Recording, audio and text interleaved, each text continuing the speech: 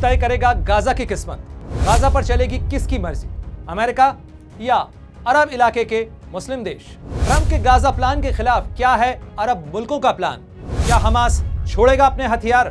किस तरीके से फिलिस्तीन अथॉरिटी गाजा में फिर से जमाएगी अपने कदम? जल्दी से लगाते हैं दूरबीन और देखते हैं इन तमाम सवालों के जवाब। नमस्कार, आपके साथ हूं मैं प्रणय उपाध्याय।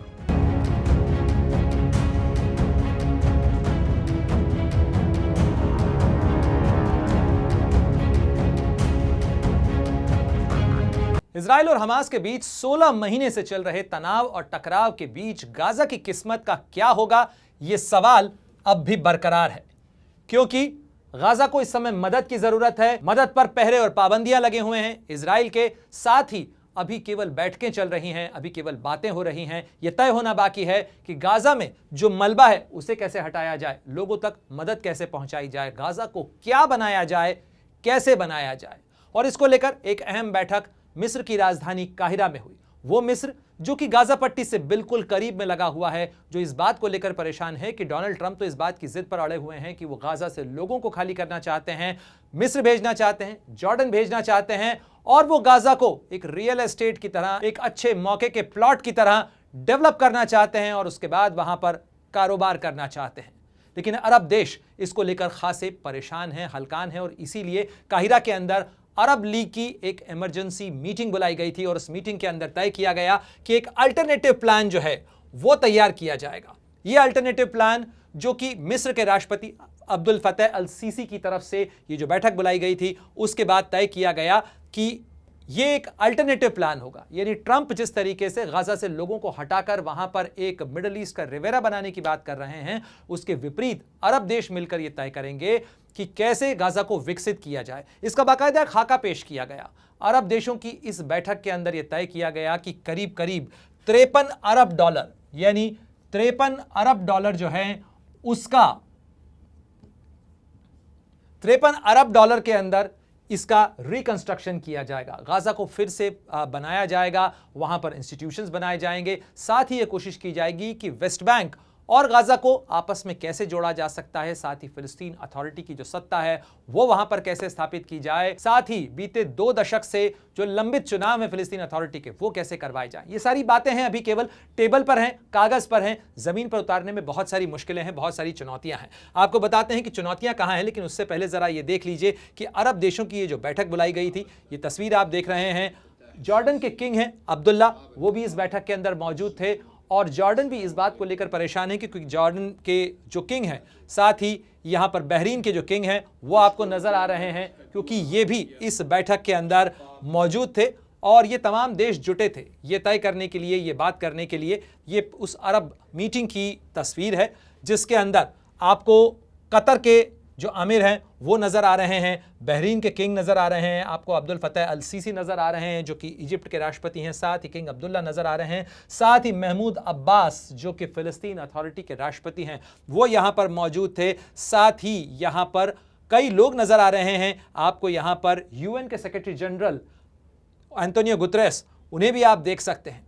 ये तमाम लोग यहां पर जुटे थे। साथ ही सऊदी अरब के जो विदेश मंत्री हैं वो यहां पर मौजूद थे, लेकिन सऊदी अरब के जो क्राउन प्रिंस हैं मोहम्मद बिन सलमान वो यहां पर मौजूद नहीं थे। इसको लेकर कई सवाल भी खड़े हुए। हालांकि सऊदी अरब की तरफ से अब कहा गया है कि अरब प्लान जो तैयार किया गया है काहिरा के अंदर, जो अल्टरनेटिव प्लान बनाया गया, उससे सऊदी अरब पूरी तरीके से सहमत है, क्योंकि सऊदी अरब की रजामंदी बड़े मायने रखती है अरब के इस पूरे इलाके के अंदर। साथ ही अमेरिका को कैसे साधा जाए, क्योंकि ये बैठकों का दौर अभी खत्म नहीं हुआ है बल्कि शुरू हुआ है। इस बैठक के अंदर क्या तय हुआ है, इस बैठक के अंदर तय हुआ है वो प्लान क्या है वो भी आपको बताते हैं। हालांकि सबसे पहले आपको बता देते हैं कि जो पीएम हैं उनकी तरफ से जो महमूद मुस्तफ़ा हैं, उन्होंने कल जॉइंट प्रेस कॉन्फ्रेंस की थी और इस जॉइंट प्रेस कॉन्फ्रेंस के अंदर ही ये जो खाका है ये तय किया गया था, बताया गया था कि क्या प्लान होने वाला है, कैसे प्लान रखा जाएगा। साथ ही बीते 24 घंटों में यदि आप देखें तो संयुक्त राष्ट्र के महासचिव एंटोनियो गुतरेस ने जितने भी सोशल मीडिया पोस्ट किए हैं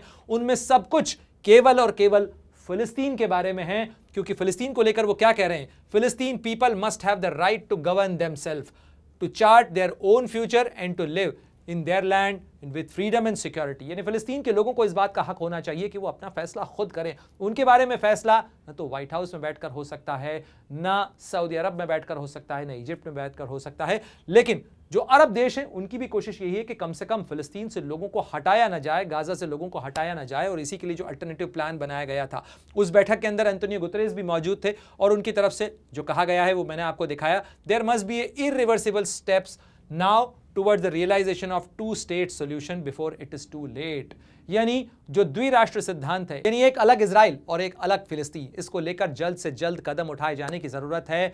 कहीं ऐसा ना हो कि देर हो जाए। यह बात संयुक्त राष्ट्र संघ के महासचिव कर रहे हैं, लेकिन केवल बात कर रहे हैं, क्योंकि जो होना चाहिए वो फिलहाल नजर नहीं आ रहा है। साथ ही वो क्या कह रहे हैं, humanitarian add is non negotiable. यानी जो मानवीय सहायता जिसकी जरूरत इस समय गाजा को है, उसके ऊपर कोई समझौता नहीं हो सकता है, उसके ऊपर इफ एंड बट नहीं हो सकता है, उसके नाम पर कोई सौदा नहीं हो सकता है, ये कह रहे हैं। साथ ही in Gaza it must flow without impediment. Gaza के अंदर मदद पहुंचना चाहिए, इसमें किसी तरीके की रुकावट नहीं आनी चाहिए। यह भी संयुक्त राष्ट्र संघ के महासचिव केवल कह रहे हैं, करवाने की स्थिति उनके पास नहीं है। कहने को यूएन की एजेंसी वहां पर काम कर रही है, लेकिन इजराइल की जो फौजी ताकत है वो भारी पड़ती है और इसके कारण जो मदद है, जो रसद है, जो पहुंच रही है गाजा के इलाके के अंदर, वो रुक जाती है। साथ ही the response need to be adequately funded and civilians including humanitarians must be protected. यानी लोगों को बचाया जाना चाहिए, उनकी सुरक्षा सुनिश्चित की जानी चाहिए। साथ ही we have proven that with access the United Nation coordinated response can deliver the aid that people of Palestine, people of Gaza needs. यानी लोगों को जिस चीज़ की ज़रूरत है वो केवल यूएन मुहैया करा सकता है। साथ ही उन्होंने क्या कहा, साथ ही वो कहते हैं the true foundation of the recovery in Gaza will be more than concrete and steel. यानी गाजा को यदि फिर से खड़ा करना है तो उसके अंदर केवल स्टील और कंक्रीट की ज़रूरत नहीं है, बल्कि लोगों का विश्वास बढ़ाने की भी ज़रूरत है। It will be a dignity, self determination and security. यानी लोगों का जो आत्मसम्मान है वो रिस्टोर करना होगा, उसे फिर से खड़ा करना होगा। साथ ही जो उनका स्वतंत्रता का अधिकार है, साथ ही जो सुरक्षा का अधिकार है, उसके ऊपर बात होनी चाहिए। This means staying true to the bedrock of international law, rejecting any form of ethnic cleansing and forging a political situation। ये सारी बातें वो कर रहे हैं, लेकिन जैसा मैं बार बार कह रहा हूं, ये केवल बातें हैं, क्योंकि इन बातों को कोई सुन नहीं रहा है। इजराइल में गाजा के अंदर, खासतौर पर उस इलाके के अंदर जो टेंशन चल रहा है, उसके अंदर हो वही रहा है जिसे जंगल का सिद्धांत कहा जाता है, जिसे कहा जाता है जिसकी लाठी उसकी भैंस, जिसके पास ताकत होती है वही नियम तय करता है। और यहां भी वही हो रहा है, क्योंकि यूएन के पास में केवल सलाह देने की तो हैसियत है, उसके पास उतनी ताकत जरूर है, लेकिन वो इंप्लीमेंट कैसे करवाएगा, क्योंकि उसके सबसे बड़े जो ताकतवर देश हैं वो देश हैं जो इस समय कई अलग मोर्चों पर उलझे हुए हैं, और उसके अंदर जो सबसे बड़ा परचमबरदार है वो अमेरिका है। और अमेरिका क्या कह रहा है वो आप अच्छी तरीके से जानते हैं। अमेरिका साफ कह चुका है कि अरब देशों के इस प्लान को लेकर अभी फिलहाल अमेरिका जो है वो 5 फरवरी को क्या कह चुका था वो जरा पहले सुनिए।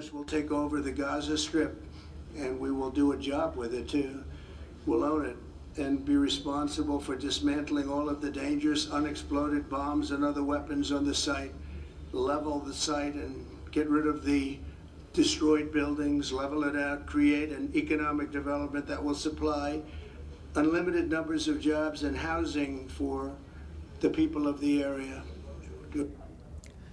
ये बात अमेरिका के राष्ट्रपति डोनाल्ड ट्रंप ने इजराइल के प्रधानमंत्री बेंजामिन नेतन्याहू के साथ में 5 फरवरी को हुई अपनी मुलाकात के दौरान कही थी। और उस मुलाकात के अंदर उन्होंने जब ये कहा था तो पूरी दुनिया को चौंका दिया था कि क्या अमेरिका गाजा को ओन करेगा, यानी गाजा के ऊपर अमेरिका का कब्जा होगा। और उसके बाद से डोनाल्ड ट्रंप कई बार ये बात दोहराते रहे हैं। इसके साथ साथ अरब लीग की तरफ से जो ये प्लान सामने आया है, इस प्लान के खिलाफ भी अमेरिका की तरफ से जो खबरें आ रही हैं उसमें कहा जा रहा है कि इस प्लान को हम रिजेक्ट करते हैं, क्योंकि इस प्लान के अंदर अभी ये तय नहीं है कि जितनी वो डेब्रीज हैं, जितना वहां पर मलबा है, उसे कैसे हटाया जाएगा, वहां पर उसे हैबिटेबल कैसे बनाया जाएगा। इसलिए जो प्लान अरब देशों की तरफ से दिया जा रहा है, अमेरिका उसे अव्यावहारिक करार दे रहा है। साथ ही इजराइल भी इसके ऊपर राजी नहीं है। इसलिए इस समय एक बहुत बड़ा सवाल है। हालांकि अरब देशों की तरफ से कोशिश की जा रही है, इजिप्ट की तरफ से 1 महीने बाद एक और बड़ी बैठक बुलाई जा रही है जिसके अंदर फिर से इसके ऊपर चर्चा होगी। साथ ही जो करीब 50 से ज़्यादा इस्लामिक देश हैं, मुस्लिम देश हैं, उनका जो संगठन है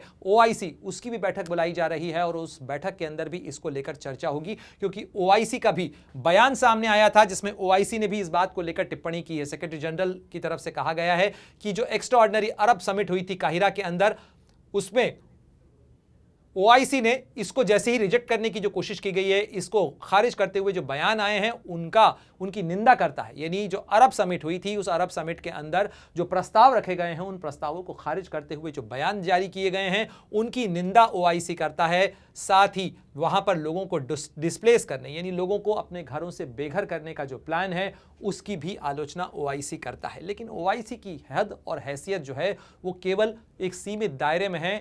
अमेरिका भी यहां पर तय कर रहा है, इजराइल तय कर रहा है, और यही गाजा के लोगों के लिए सबसे बड़े टेंशन का विषय है, क्योंकि इस समय अमेरिका का जो रुख, अमेरिका का जो तेवर है, जो नजर आ रहा है, उसको लेकर बड़ी चिंता है लोगों के अंदर। और ऐसे में जो तस्वीरें हैं वो ये हैं जो गाजा के अंदर नजर आ रही हैं। लोग परेशान हैं। जो UN की एजेंसी है उसकी तरफ से ये तस्वीरें जो साझा की गई हैं, ये बताती हैं कि कुछ ऐसे हालात हैं गाजा के अंदर, इसलिए गाजा को मदद की जरूरत तत्काल है। लेकिन अभी सबके पास केवल प्लान है, सबके पास केवल बातें हैं। अमेरिका कह रहा है कि वो गाजा को डेवलप करेगा, कब डेवलप करेगा, कैसे डेवलप करेगा, वो लंबा समय कितना होगा, इस बारे में कोई जानकारी नहीं है। अरब देश कह रहे हैं उनके पास कि अमेरिका को रोकना होगा, अमेरिका के प्लान से हम स्वीकार नहीं करते हैं, अमेरिका के प्लान से हम राजी नहीं हैं, लेकिन हमारा एक अलग प्लान है। वो प्लान क्या है, कितने दिन में वो इंप्लीमेंट होगा, अभी ये भी तय नहीं है। इसलिए तय नहीं है क्योंकि वो जो अरब देश हैं वो अभी अमेरिका को मनाने की कोशिश करेंगे, उसको लेकर बहुत सारा नेगोशिएशन चलेगा। और यहां पर UN की एजेंसी क्या कह रही है? UN की एजेंसी कह रही है people in Gaza need shelter from the cold and harsh winter weather, यानी गाजा के लोगों को सर्दी से बचने के लिए और मौसम की जो विपरीत असर हैं उनसे बचने के लिए इस समय लोगों को शेल्टर की ज़रूरत है। साथ ही उनकी ज़रूरतों को पूरा करने के लिए UNRWA जो है वो वहाँ पर टेंट डिस्ट्रीब्यूट कर रहा है। साथ ही जो लोग विस्थापित हुए हैं गाजा के अंदर, उनको मदद पहुँचाने की कोशिश कर रहा है। लेकिन ये जो तस्वीरें हैं, ये तस्वीरें तो अभी केवल एक छोटा सा सच बताती हैं गाजा के इलाके का। लेकिन डोनाल्ड ट्रंप कल जब अमेरिकी कांग्रेस के अंदर अपनी उपलब्धियों की फहरिस्त गिना रहे थे, अपनी सरकार के 1 महीने के कामकाज का पूरा लेखा जोखा रख रहे थे, अपनी उपलब्धियों पर तालियां बटोर रहे थे, उस दौरान उन्होंने भी गाजा का जिक्र तो किया। लेकिन इस बार गौर करने की बात यह है कि गाजा का जिक्र करते हुए उन्होंने गाजा के टेक ओवर वाली बात इस बार नहीं दोहराई। In my first term, we achieved one of the most groundbreaking peace agreements in generations, the Abraham Accords.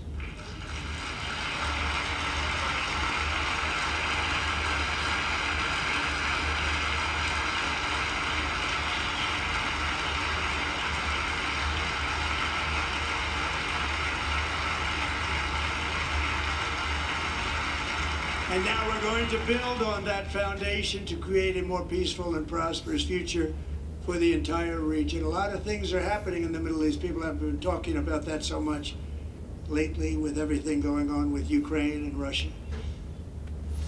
Donald Trump कहते हैं कि बहुत सारी बातें हो रही हैं, हम वहां पर एक शांतिपूर्ण और स्थायित्व वाला भविष्य तैयार करेंगे। वो अपने पिछले कार्यकाल की बात कर रहे हैं जब उन्होंने अब्राहम अकॉर्ड किया था, और साथ ही उन्होंने अरब के जो देश हैं उनको और इजराइल को करीब लाने की कोशिश की थी। साथ ही उन्होंने इस बात का प्रयास किया था कि वहां पर एक अल्टरनेटिव प्लान दिया जाए, जिससे प्लान ऑफ प्रॉस्पेरिटी उन्होंने कहा था, जिसके अंदर फिलिस्तीन को एक अलग देश की तरह, एक अलग क्षेत्र की तरह चिन्हित करने की भी बात थी। गाजा पट्टी को वेस्ट बैंक से जोड़ने का भी प्लान उन्होंने दिया था। लेकिन अब डोनाल्ड ट्रंप बदल चुके हैं। डोनाल्ड ट्रंप अब कुछ दूसरे प्लान पर बात कर रहे हैं। वो प्लान भी कब लागू होगा और गाजा के अंदर क्या अमेरिका उतरेगा तो क्या करेगा, ये अभी क्लियर नहीं है। इस बीच में जो फिलिस्तीन अथॉरिटी है उसकी तरफ से क्या कहा जा रहा है वो भी जरा देख लीजिए। Affirm that the Palestinian national authority has service and administrative institutions that can reconstruct, उसकी प्रोसेस को शुरू कर सकते हैं, साथ ही गवर्नेंस कर सकते हैं। यह समझना बहुत ज़रूरी है कि जिस गाजा पट्टी के इलाके की बात की जा रही है, जब जिस फिलिस्तीन की बात की जा रही है, वेस्ट बैंक के अंदर ही केवल वेस्ट बैंक का जो इलाका है वहीं तक फिलिस्तीन अथॉरिटी की सत्ता सीमित है। गाजा के इलाके के अंदर फिलिस्तीन अथॉरिटी नहीं है, बल्कि वहां पर हमास है। हमास की तरफ से जो बयान सामने आए हैं अभी तक, उसके अंदर जो अरब प्लान दिया गया है $53 अरब का रिकंस्ट्रक्ट करने का, साथ ही वहां पर एक टेक्नोक्रेटिक एडमिनिस्ट्रेटिव यूनिट बनाने का, उसको लेकर मिक्स्ड संकेत दिए गए हैं। खारिज नहीं किया गया है, स्वीकार करने के संकेत जरूर दिए गए हैं, लेकिन अभी उसमें बहुत सारे सवाल हैं, क्योंकि जो कुछ कहा जा रहा है वो होगा कैसे, बनेगा कैसे, इस पर सवालिया निशान है। क्योंकि क्या हमास अपने हथियारों का सरेंडर करेगा? अगर हथियारों का सरेंडर वो नहीं करता है तो फिर क्या इजराइल इसके लिए तैयार हो जाएगा? क्या अमेरिका इस चीज के लिए तैयार हो जाएगा? क्या कतर और मिस्र इस बात की गारंटी दे पाएंगे कि अगली बार इजराइल के ऊपर कोई वार नहीं होगा? ये सिक्योरिटी गारंटी एक बहुत बड़ा मुद्दा है, जिस मुद्दे को लेकर अभी भी बहुत सारे पेंच उलझे हुए हैं। हालांकि जो फिलिस्तीन अथॉरिटी है उसे लग रहा है कि यह एक मौका है, गाजा के इलाके के अंदर भी अपना नियंत्रण स्थापित किया जा सकता है। यह चूंकि एक सिविलियन एडमिनिस्ट्रेशन है, इसलिए हमास की बजाय अरब देश फिलहाल कोशिश कर रहे हैं कि इनकी सत्ता को स्थापित कर दिया जाए। Reaffirm that the final communique of the Arab summit addressed all aspects of the Palestinian cause and that the efforts will continue with all relevant parties to implement Gaza's reconstruction plan। यानी Gaza का जो वैकल्पिक reconstruction plan है उसको लेकर फिलिस्तीन authority की तरफ से कहा जा रहा है कि हम इसके लिए तैयार हैं, हम इसके साथ आगे बढ़ना चाहते हैं। तो आखिर है क्या प्लान आपको जरा जल्दी से समझा देते हैं। इस प्लान को समझने के लिए आपको ये देखना होगा कि काहिरा के अंदर ये जो बैठक बुलाई गई थी, इसकी पृष्ठभूमि वही थी जो डोनाल्ड ट्रंप ने कहा था। उसके जवाब में मिस्र की तरफ से कहा गया था कि अभी आप कुछ मत करिए, हमारे पास एक वैकल्पिक प्लान है। जिसके जवाब में अमेरिका के विदेश मंत्री मार्को रूबियो ने कहा था कि अगर आपको हमारे प्लान से सहमति नहीं है तो आप अपना अल्टरनेटिव प्लान बनाइए। इस मिस्र की तरफ से कहा गया कि हम जल्दी ही एक बैठक बुला रहे हैं, और वो बैठक जब हुई तो उसके अंदर देखिए, इस योजना को 3 चरण में बांटा गया है जो करीब 5 साल के अंदर पूरे होंगे। मिस्र ने गाजा के पुनर्निर्माण के लिए $53 अरब की एक विस्तृत योजना पेश की है, जिसे अरब देशों के नेताओं ने सर्वसम्मति से स्वीकार किया है। किन नेताओं ने स्वीकार किया है? जो काहिरा के अंदर मिले थे। इसमें पहला चरण होगा, करीब 2 साल का होगा। $20 अरब की लागत से मलबे को हटाया जाएगा। करीब 5 करोड़ टन मलबा जो है वो बीते 16 महीने की जो जंग थी उसके बाद गाजा के अंदर जमा हो चुका है, और करीब 2 लाख अस्थायी आवास जो है वो वहां पर बनाए जाएंगे। साथ ही जो दूसरा चरण होगा वो करीब 2.5 साल का होगा, जिसके अंदर $30 अरब के निवेश से स्थायी आवास बनाए जाएंगे। साथ ही वहां पर अस्पताल बनाए जाएंगे, स्कूल बनाए जाएंगे। साथ ही वहां पर एक हवाई अड्डे का भी निर्माण होगा। यानी गाजा के अंदर इस समय कोई एयरपोर्ट नहीं है, लेकिन गाजा के अंदर एक एयरपोर्ट बनाया जाएगा। साथ ही जो तीसरा चरण होगा उसके अंदर औद्योगिक क्षेत्र विकसित किए जाएंगे, मछली पकड़ने और वाणिज्यिक बंदरगाह का विकास किया जाएगा, ताकि गाजा जो है वो केवल मदद पर निर्भर न रहे, जो विदेशों से मिलने वाली मदद है, सहायता है, उस पर निर्भर न हो, बल्कि आत्मनिर्भर हो सके। ये प्लान है जो कागज पर तैयार किया गया है। साथ ही प्रशासनिक व्यवस्था को लेकर क्या कहा गया है? देखिए, यहां पर कहा गया है कि इस 6 महीने की अवधि के लिए एक समिति बनाई जाएगी जो फिलिस्तीनी प्राधिकरण की वापसी की तैयारी करेगी। फिलिस्तीन प्राधिकरण वहां पर कैसे आएगा, इसके लिए भी जमीन तैयार करनी होगी, और यह काम एक स्पेशल कमेटी करेगी जो 6 महीने तक काम करेगी। साथ ही हमास की जगह एक अंतरिम प्रशासन जो सहायता मिशन की तरह काम करेगा, उसका प्रस्ताव रखा गया है, जिसे जॉर्डन और मिस्र मिलकर सपोर्ट करेंगे। यानी ये जो कमेटी होगी ये जॉर्डन और मिस्र की मदद से वहां पर काम करेगी। हमास जो है, जो अभी वहां का एक तरीके से सर्वा नियंत्रण संभालता है, प्रशासनिक जिम्मेदारी हो चाहे वहां की सो कॉल्ड रक्षा जिम्मेदारी हो, ये सारी चीजें हमास देखता है। तो हमास को बैकसीट लेनी होगी, पीछे हटना होगा। साथ ही यहां पर अंतर्राष्ट्रीय सहयोग भी मिलेगा। अरब नेताओं ने संयुक्त राष्ट्र परिषद से, सुरक्षा परिषद से वेस्ट बैंक और गाजा में शांति सेना तैनात करने पर विचार करने का आह्वान किया है। यानी जो सुरक्षा का जिम्मेदारी है, सुरक्षा का जो इंतजाम है, वो यूएन पीस कीपिंग फोर्स वहां पर करे। इसको लेकर भी सिक्योरिटी काउंसिल में प्रस्ताव लाया जाएगा। साथ ही पुनर्निर्माण के लिए धन जुटाने के लिए काहिरा में जल्दी ही एक अंतर्राष्ट्रीय डोनर सम्मेलन भी आयोजित किया जाएगा।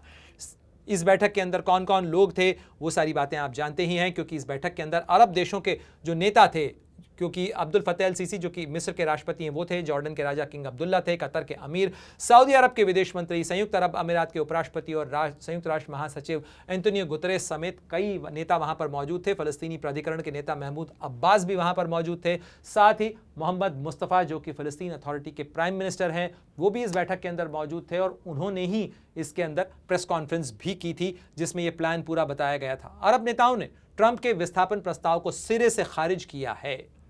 अब आपको यह समझना होगा कि दरअसल ये दोनों प्लान हैं क्या। और मैं बार बार यही कह रहा हूं कि अभी ये प्लान जो है वो केवल चर्चाओं में हैं। जो मुश्किलें हैं वो तो गाजा के लोगों के पास में हैं। गाजा के लोग कैसे जी रहे हैं ये वही जानते होंगे, लेकिन यहां पर जो चर्चा हो रही है उस चर्चा के अंदर अलग अलग प्लान्स पर डिस्कशन हो रहे हैं। अभी डोनाल्ड ट्रंप क्या कहेंगे ये देखना होगा। अब आते हैं, कंपैरिजन करते हैं अरब का प्लान और डोनाल्ड ट्रंप का प्लान, क्योंकि इन दोनों ही प्लान में से गाजा के लोगों की किस्मत ये दोनों ही प्लान तय करेंगे। अभी कोई तीसरा प्लान तो है नहीं, इसलिए ये दोनों प्लान, इनमें से कौन सा प्लान लागू होगा, कौन सा प्लान लागू हो सकता है।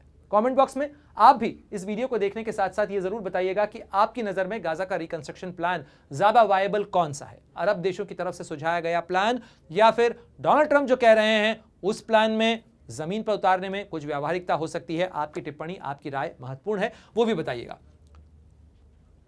मैं आपको बताता हूं यहां पर कि गाजा का प्लान और गाजा को लेकर जो अरब देशों का प्लान है और जो डोनाल्ड ट्रंप का प्लान है उसका कंपैरिजन क्या कहता है। तो देखिए, यहां पर जो उद्देश्य है वो तो यही है कि गाजा को फिर से खड़ा किया जा सके। अब इसमें ट्रंप की योजना क्या है, तो डोनाल्ड ट्रंप की योजना है, ट्रंप का प्रस्ताव है कि गाजा को अमेरिकी नियंत्रण मिल जाए, यानी अमेरिका का नियंत्रण गाजा पर स्थापित हो जाए। साथ ही इसे मिडिल ईस्ट का रिवेरा यानी एक शानदार पर्यटन स्थल बनाया जाएगा और इसके लिए वो गाजा के 20 लाख से ज्यादा लोग जो फलस्तीन के लोग हैं वहां पर, उनको मिस्र, जॉर्डन या अन्य देशों में स्थायी रूप से विस्थापित करना चाहते हैं। दरअसल वो गाजा को खाली कर देना चाहते हैं। साथ ही इसके लिए पैसे की जरूरत कहां कहां कितनी है वो भी देखना होगी, क्योंकि करीब करीब 20 अरब डॉलर का प्लान बताया जा रहा है डोनाल्ड ट्रंप का, और अरब लीग की जो योजना है उसके अंदर करीब 53 अरब डॉलर की ये योजना है जो 3 चरणों के अंदर लागू होगी, जैसा मैंने आपसे बताया। साथ ही इसकी लागत और वित्त पोषण को लेकर अभी बहुत ज्यादा कोई ठोस जो प्लान है वो सामने नहीं है, क्योंकि डोनाल्ड ट्रंप अभी केवल कह रहे हैं। वो 20 अरब डॉलर भी हो सकता है, वो 10 अरब डॉलर भी हो सकता है, क्योंकि अभी तो शुरुआती चरण में मलबा हटाना ही अपने आप में बहुत बड़ा टास्क है, बहुत बड़ा काम है। तो डोनाल्ड ट्रंप की योजना में पैसा कहां से आएगा ये अभी साफ नहीं है। ट्रंप ने सुझाव दिया है कि अमेरिका गाजा का स्वामित्व ले लेगा, यानी उस पर कंट्रोल ले लेगा और उसे नए सिरे से विकसित करेगा, अंतर्राष्ट्रीय डेवलपर्स को सौंपेगा, और उसके बाद में उनके प्रशासन के बारे में अमेरिका ने फिलहाल ये नहीं कहा है कि इसके लिए धन और क्या वो सैनिक भी वहां पर भेजेगा, जिससे योजना की व्यावहारिकता पर कई सवाल खड़े हुए हैं कि आखिर ये लागू कैसे होगी। क्योंकि डोनाल्ड ट्रंप से जब भी सवाल पूछा गया था कि क्या अमेरिका गाजा को खरीदेगा, उसके लिए पैसे खर्च किए जाएंगे, तो उन्होंने कहा नहीं, हमें कोई डॉलर खर्च करने की जरूरत नहीं पड़ेगी, गाजा हमें वैसे ही मिल जाएगा। अब वैसे ही कैसे मिल जाएगा, कौन उन्हें गिफ्ट के अंदर गाजा देने वाला है, ये डोनाल्ड ट्रंप ने साफ नहीं किया। आप जरूर बताइएगा कि क्या गाजा डोनाल्ड ट्रंप को गिफ्ट में मिल सकता है।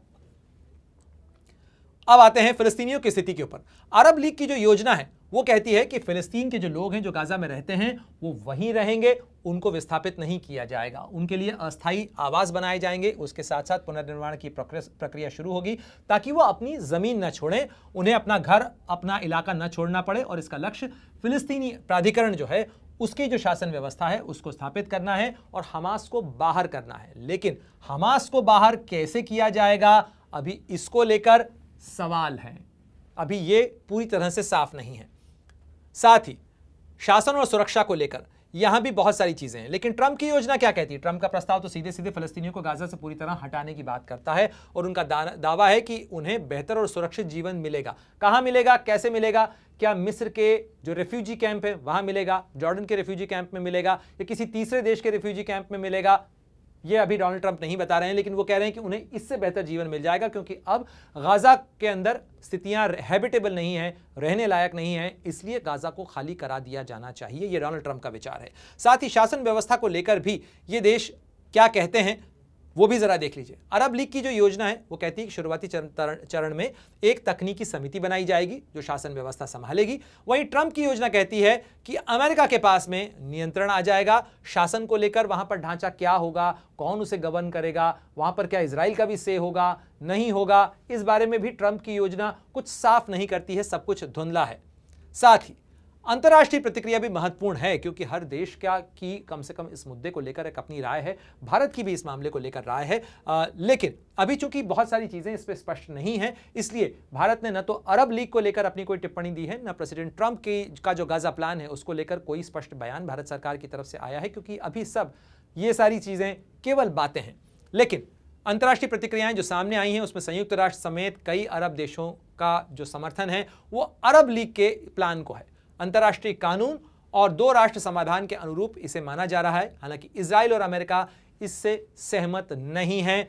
वहीं ट्रंप की जो योजना है उसका विरोध सऊदी अरब ने किया है, मिस्र ने किया है, जॉर्डन ने किया है, यूरोपीय देशों ने किया है, संयुक्त राष्ट्र ने इसे खारिज कर दिया है, चीन ने इसे गैर वाजिब बताया है, साथ ही अंतर्राष्ट्रीय कानून का भी इसे उल्लंघन करार दिया जा रहा है, क्षेत्रीय अस्थिरता का कारण इसे बताया जा रहा है। हालांकि इजराइल के प्रधानमंत्री बेंजामिन नेतन्याहू इसका समर्थन करते हैं और फिलहाल अमेरिका या डोनाल्ड ट्रंप का यह प्लान कहा जा सकता है, अगर संख्या के हिसाब से देखा जाए, वोट्स के हिसाब से देखा जाए तो फिलहाल माइनॉरिटी में है, अल्पमत में है, लेकिन उनके पास में ताकत है। अमेरिका अपनी ताकत का इस्तेमाल क्या गाजा को हासिल करने के लिए करेगा, कितना करेगा, कितनी जिद के ऊपर डोनाल्ड ट्रंप इसके लिए अड़ना चाहेंगे, ये अभी सारी चीजें स्पष्ट होना बाकी हैं। हालांकि अगर दीर्घगामी प्रभावों के हिसाब से देखा जाए तो गाजा को स्थायी और टिकाऊ समाधान देने की जो कोशिश है वो फिलहाल अरब प्लान नजर आ रहा है, जो फिलिस्तीनी लोगों की पहचान और उनके अधिकारों को बनाए रखने की बात करता है। हालांकि धन और राजनीतिक सहमति इसके अंदर एक पेंच है। क्या ये अरब सारे देश एक साथ एक मुद्दे पर हैं? क्या ये अमेरिका को भी राजी कर पाएंगे? क्या ये इजराइल के साथ भी कोई समाधान निकाल पाएंगे? क्या बातचीत की मेज के ऊपर एक कॉमन मिनिमम प्रोग्राम बन पाएगा गाजा के रिकंस्ट्रक्शन को लेकर? क्या एक सहमति के फॉर्मूले के साथ में एक फेज्ड प्रक्रिया शुरू हो सकेगी? ये सारी चीजें अभी तय नहीं है। लेकिन ट्रंप की योजना की अगर हम बात करें तो ये गाजा को फिलिस्तीनियों से खाली कराने की बात तो करते ही हैं, लेकिन केवल कल्पना है, क्योंकि खुद AI generated image Donald Trump ने सोशल मीडिया पर शेयर की थी, जिसके अंदर उनकी बड़ी सी सोने की मूर्ति गाजा के अंदर लगी हुई थी और डॉलर जो है वो उड़ाते हुए एलन मस्क नजर आ रहे थे और वो वहां पर जो है व्यंजन खाते हुए नजर आ रहे थे, चमचमाते हुए वहां पर कसिनो बनते हुए दिखाए गए थे। ये सारी तस्वीरें जो हैं वो डोनाल्ड ट्रंप ने सोशल मीडिया पर शेयर जरूर की थी, लेकिन जमीन के ऊपर जो गाजा के अंदर नजर आ रहा है उसमें वो जो AI जनरेटेड इमेज है वैसा बनाने में भी अभी बहुत लंबा वक्त लगेगा, अगर सब कुछ अमेरिका की मर्जी के हिसाब से हुआ तो भी। और अमेरिका की मर्जी के हिसाब से सब कुछ हो पाएगा ये भी नामुमकिन है और शायद न पूरी तरह से मुनासिब,